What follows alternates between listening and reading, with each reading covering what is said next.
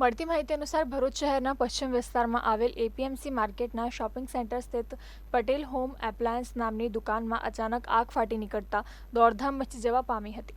દુકાનમાં એકાએક આગ લાગતા જ દુકાનદારો સહિત આસપાસના લોકોના જીવ તાળવે ચોંટ્યા હતા।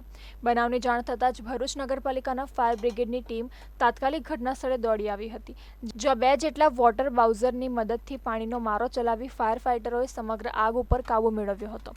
સદનસીબે આગની ઘટનામાં કોઈ જાનહાનિ નહીં થતા લોકોએ રાહત અનુભવી હતી। તો બીજી તરફ દુકાનમાં આગ લાગવાનું ચોક્કસ કારણ પણ જાણી શકાયું નથી, પરંતુ શોર્ટ સર્કિટના કારણે આગ લાગી હોવાનું પ્રાથમિક અનુમાન લગાવવામાં આવી રહ્યું છે।